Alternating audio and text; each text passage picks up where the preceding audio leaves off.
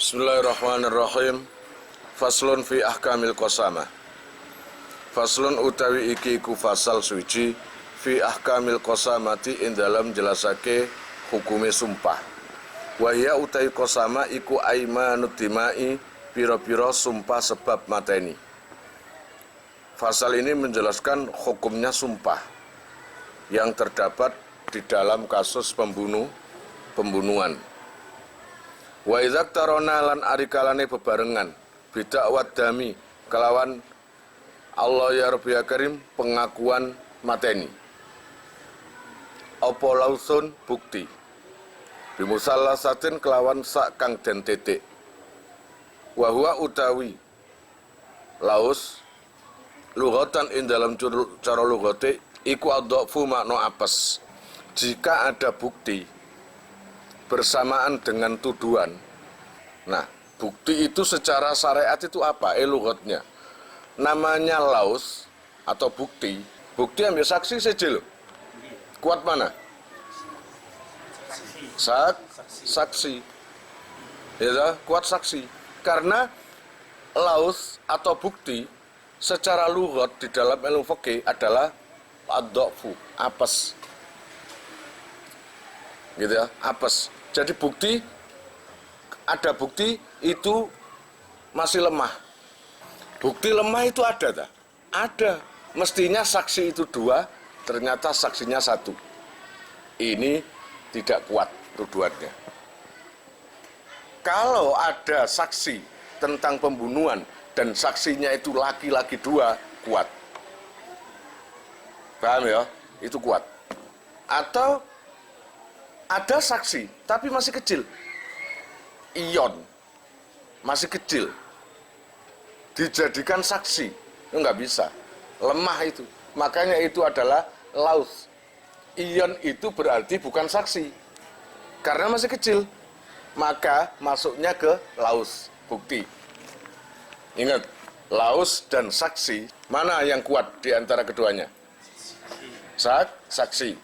Kalau saksinya tidak memenuhi syarat, katakanlah ion atau perempuan yang jadi saksi, maka ini larinya jadi saksi atau jadi bukti?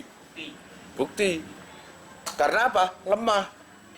Wasar'an lan utawi laus ing dalam cara syara'i iku qarinatun qarena tadullu kang nuduhake apa se qarina ala sidqil mudda'i ing atase benere wong sing nuduh. Bi ayyukia gambare yen to nibake apa tilkal qarinatu mengkono-mengkono qarena fil qalbi ing dalam ati sidqahu ing benere mudda'i. Kalau laus atau bukti menurut syariat, menurut syaratnya itu adalah sesuatu yang mengarah pada kebenaran. Qarinatun tadulu ala sidqil mudda'i. Laus secara syariat adalah satu perkara yang bisa mengarah kebenaran si penuduh. Nah, gara-gara laus, bukti yang kamu berikan, hati si hakim tadi mengarah terhadap percaya. Wa ila hadzal marik ikilah bi ayyuki atil kalqarina asyara isara sapal musannaf fi musannaf fi qouli kelawan dawune ki musannaf ya qau tumibo bihi sebab laus sababiyah fi nafsi ing dalam ati opposite kul mudda'i benere wong sing nuduh. Nah, dengan adanya laus atau bukti itu tadi, maka terjadilah kepercayaan seseorang terhadap tuduhan itu. Karena ada bukti, walaupun itu lemah. Iya apa enggak? Kalau si fulan mati di daerah musuh, kemudian ada indikasi tuduhan bahwa orang kampung itu yang menuduh, itu enggak salah juga. Iya apa enggak? Enggak salah juga. Logikanya pantas enggak? Nosa umpamane kampungnya musuh dan dia dibunuh di situ. Logikanya ada kan? Nah, berarti lemah itu tuduhannya. Benar mengarah ke kebenaran si penuduh tapi belum tentu benar. Nah, gara-gara laus itu tadi, akhirnya di hati hakim atau siapapun juga itu timbul rasa kepercayaan terhadap orang yang menuduh. Begitu ya. Bian wujida gambari yen to den temu sapa qatilun wong sing den pateni au ba'duhu utawa sebagiane qatil karok sihi koyok sirahe qatil. Fi makhilatin ing dalem kampung munfasilatin kang kepisah an baladin saking negara kabirin kang gede kama kaya keterangan fir raudhati ing dalam kitab Ar-Raudhah wa asliha lan asline Ar-Raudhah. Awujida utawa den temu sapa qatil fi qaryatin ing dalam desa saghiratin kang cilik li adaihi. Ya iki mayatnya ditemukan di tempat musuh. Li adaihi maring pira-pira musuhne qatil. Wala yusarikuhum lan ora nyekutoni ing ada fil qaryati sapa ghairuhum. Fil qaryati ing dalem kampung sapa ghairuhum liyane ada. Jadi kayak tadi yang saya gambarkan tadi, ketika ada jenazah atau mayit yang ditemukan di satu daerah, di kampung atau di kota, yang mana kampung itu memang betul-betul memusuhi, pantaslah kalau dibunuh. Ya enggak? Tapi bukan berarti kayak gitu itu tuduhannya dibenarkan, bukan. Ini berarti tidak ada hubungan dengan syahid, saksi, tapi hubungannya masih seputar laus atau bukti. Paham? Berarti kalau masih seputar bukti, berarti hukumnya masih lemah. Walaupun secara logika pantas bahwa si mayit dibunuh oleh para musuhnya yang ada di daerah itu. Jika orang yang melaporkan tadi besertaan dengan bukti, maka untuk menguatkan lemahnya bukti itu tadi, maka khalifah disuruh sumpah.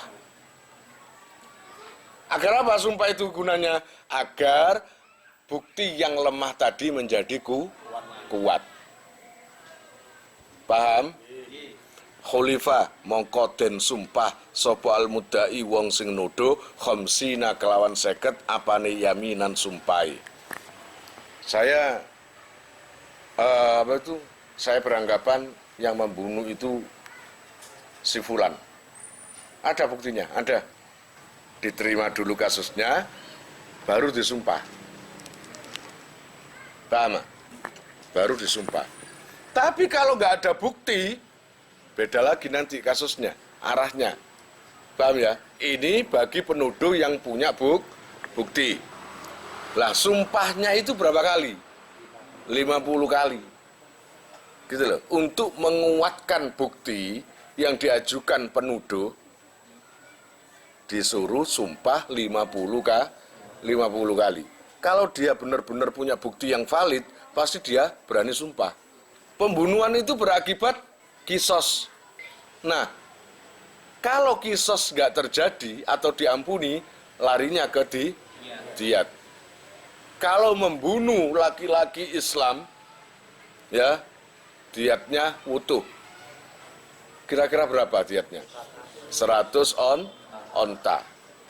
Wala yustaratu lan ora den syaratake apa mualatuha nuli-nuline khamsin alal madhabi ing atase miturut madhab tegese Imam Syafi'i. Lau takhallala lan lamun nyela-nyelani bainal aimani ing dalem antarane sumpah apa jununun gendeng minal khalifi saking wong sing sumpah au irmaun utawa ayan-ayanan minhu saking al khalif bana mongko nerusake sapa si al khalif ba'dal ifaqati ing dalem sawuse waras alama ing atase perkara madha kang wis kliwat apa sima minha saking aiman illam yu'zal lawun ora den pecat sapa al qadi hakime alladzi waqat kang tumiba apa al qasamatu sumpah indahu ing dalem ngarsane qadi fa inuzila mongko lamun den pecat sapa qadi wa wallalan apa merintahi sapa ghairuhu liyane qadi wajib mongko wajib apa istinafuha ngawiti qasama sumpah tadi bagi penuduh agar tuduhannya itu semakin kuat, tuduhannya menjadi kuat, harus disumpah. Dan sumpahnya itu namanya sumpah khamsin. Artinya apa? Sumpah berapa kali? 50 kali. Dan itu tidak disyaratkan berurutan. Terus sampai 50 enggak. Bisa saja 25 istirahat, 25 lagi istirahat, bisa. 2 istirahat, 10 lagi, kemudian 10 lagi, itu bisa. Ada sela-selanya juga bisa. Ya Bang enggak? Kalau seumpamanya di sela-selani gila, penyakit gila, dia itu memang punya penyakit gila, bersumpah baru dapat 25, penyakit gilanya datang, maka biarkan dulu. Nanti tunggu sembuh, ketika sudah benar-benar sembuh, lanjutkan sumpahnya. Tadi kurang berapa sumpahnya? Kurang 25. Nah, atau begini, ketika tuduhan itu tadi dapat sumpah, kamu sumpah 50. Iya Pak, saya berani sumpah. Disumpah, ketika sumpah dapat 10 kali, sidang dihentikan. Katakanlah hakimnya itu bernama Rizki. Karena capek, sidang dihentikan, ditunda minggu depan. Paham? Hari ini hari Minggu, berarti diteruskan besok Minggu. Ternyata si Hakim Rizki itu ada skandal. Entah itu skandal lapo lah, nggak tahu. Akhirnya dipecat. Dipecat jadi hakim. Yang tadinya masih ngurusi kasus ini tadi, dapat separuh, dipecat. Paham? Akhirnya datang waktu Minggu meneruskan sidang itu tadi.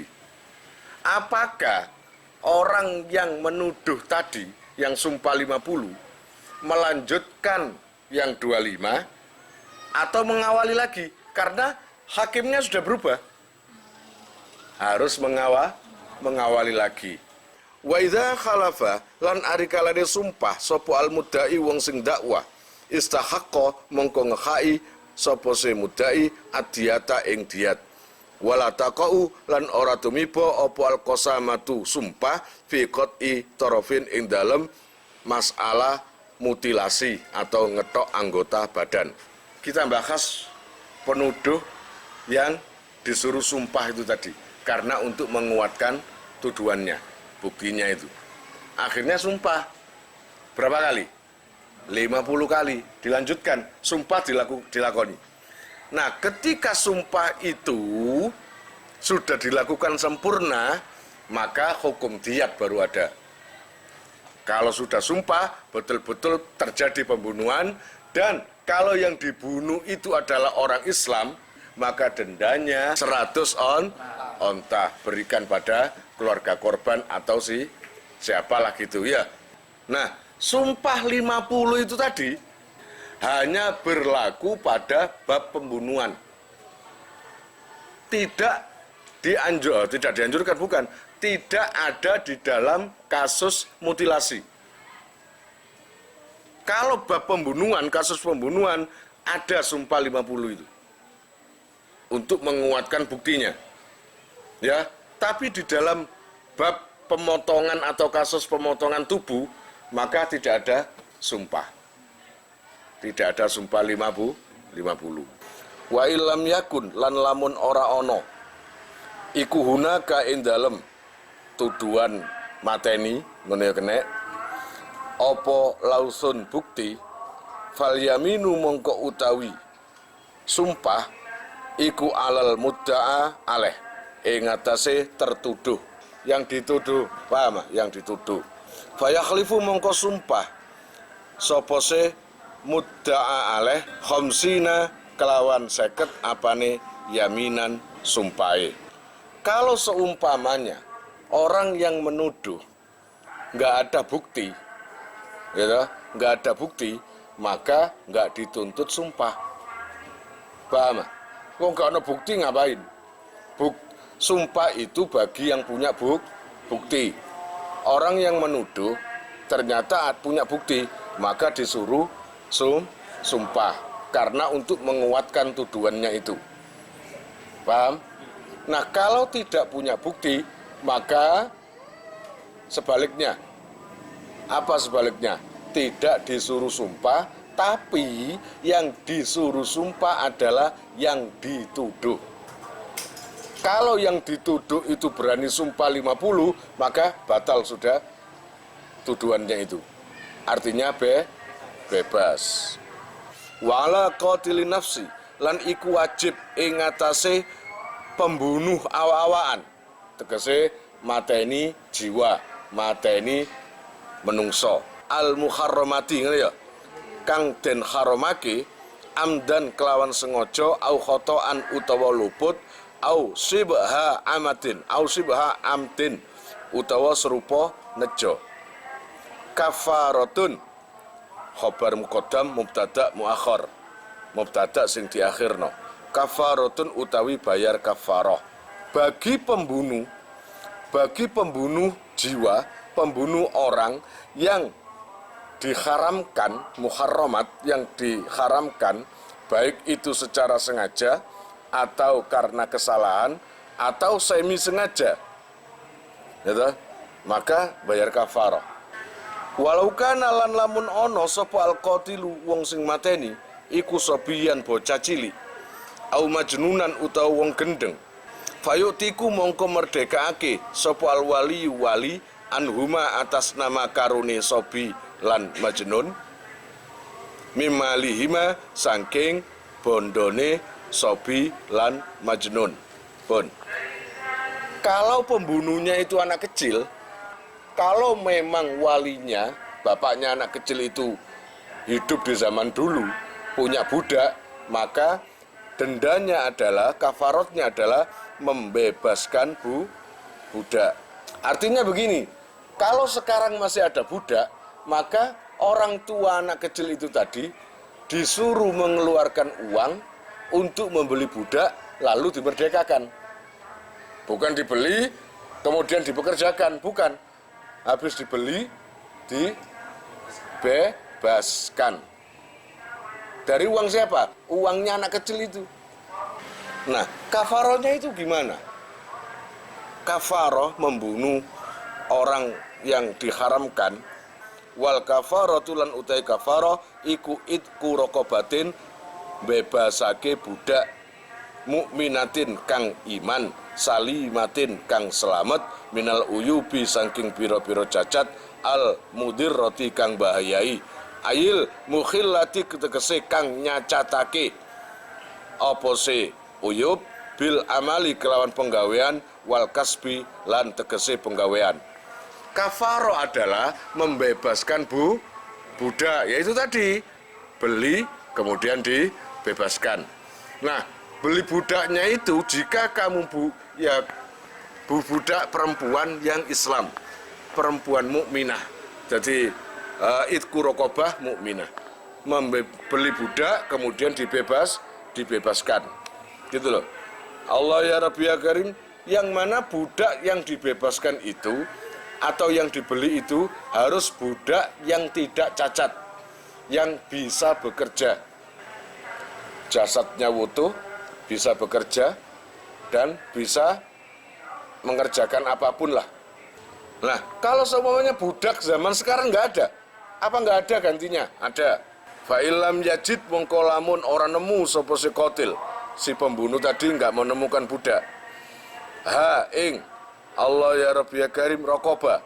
Ya akhirnya opo fasyamu fa'ilam yajid ha fasyamu sahra ini mongko poso 2 wulan. Mongko wajib poso 2 wulan. Kalau nggak bisa menemukan budak, nggak bisa memerdekakan budak, sebagai gantinya adalah puasa 2 bulan. Dan itu nggak bisa terpisah, harus nyambung terus. Paham ya? Bil hilali kelawan tanggal mutatabi'a ini kang nuli-nuli karone bini yatil kafaroti kelawan niat bayar kafaroh. Ngoten. Jadi terus oleh 40 dino kok gagal baleni maneng. Oleh 20 dino, oleh 50 dino kok batal baleni maneng sampai 2 wulan. Wala yustaratulan ora den syaratake apa niatu tatabu'i niat nuli-nuli fil ashahi ing dalem kaul sing luwih sahih. Enggak ada kewajiban niat berterusan. Berterusan wajib tapi niat enggak wajib. Ngerti maksudnya? Niat ae poso bayar kafarah. Wis, gak usah adik berterusan, gak perlu ngono. Pokoknya niat aja. Niat aja puasa 2 bulan berturut-turut, harinya juga urut. Terus gak wajib apa itu? Diniati. Fa'in ajaza mongko lamun apes sopo al mukafiru wong sing bayar kafarah an saumi sahraini saking poso 2 wulan liharomin krono pekun aulahi kauhu utawa tetemu ing mukafir bisaumi sebab poso opo masakotun rekoso sadidatun kang banget au khofa utawa kuatir sapa se mukafir ziyadatal maradi ing tambahi loro nang ngoten kafaro mongko mbayaro kafaro sapa se mukafir bi'it amisitina kelawan aweh pangan suwidak utawa wong suwidak apane miskinan wong miskine au fakiron utawa wong fakire yadfa'u kang aweh sapa se mukafir likulli wahidin maring saben-saben siji minhum saking sitin swidak niku mudan ing sak mud min ta'amin saking panganan yujazi'u kang nyukupi apa se ta'am fil fitrati ing dalam zakat fitrah wala yut'imu lan ora oleh awe pangan sapa se mukafir kafiron ing wong kafir au wala hasimian lan ora oleh ing Bani Hasim wala mutallibian lan ora oleh ing Bani Muthalib. Jadi seumpamanya kafarah menurut kamu itu puasa 2 bulan berat, ya toh? Terasa berat itu terkadang liharomin karena orangnya itu tua, sangat tua. Pekun, ngono ya, karena pekun. Aulahi kohu bisaumi masakotun sadida. Kalau puasa sangat payah, isok lemes sawayu. Akhirnya nggak bisa bekerja apa-apa. Au khofa ziyadatal marad. Kalaupun puasa selama 2 bulan, yang ditakutkan penyakitnya akan kambuh, sakitnya semakin parah. Entah itu sakit emah atau apa, semakin parah. Oh, kalau gitu memerdekakan budak bebas karena nggak ada budak. Kemudian ganti puasa 2 bulan, nggak apa-apa, nggak kalau memang banyak kekhawatirannya itu tadi. Alternatif yang terakhir adalah memberi makan 60 orang miskin atau fakir. Yang mana setiap 1 orang 1 mud. Ya, kemarin 1 mud itu berapa kira-kira? Ya, perkiraan 7 on. Kalau 7 on kali 60, kira-kira berapa? Ya, 52 kilo kan? 42 kilo. Nah, ringan. Yang mana bahan pokok yang dipakai bayar kafarat itu berupa sesuatu yang bisa dikeluarkan untuk zakat fitrah. Nah, itu apa? Beras, gitu loh ya. Cuma beras yang kamu miliki itu tadi tidak diperbolehkan memberikan makan untuk orang kafir. Harus cari orang fakir miskin yang betul-betul Islam. Kemudian tidak boleh bagi keturunan Bani Hasim, keturunan Kanjeng Nabi. Kemudian Bani Muthalib. Gitu ya. Kalian jika mau nomor HP kalian tak simpan di memori HP saya, SMS aja ke nomor saya dengan mengetik nama asal, itu aja. Nanti saya save. Lalu nanti akan terhubung ke WA saya. Insya Allah akan ada pemberitahuan perkembangan tentang NR atau ada video baru atau apa. biasanya saya umumkan di status WhatsApp ya. Buat para donatur, saya sangat terima kasih. Insya Allah barokahnya, manfaatnya akan sampai pada kalian dan menjadi jariah nanti. Dan akan lestari terus sampai kalian meninggal itu nanti. Jangan khawatir, nama kalian tidak akan saya lupakan.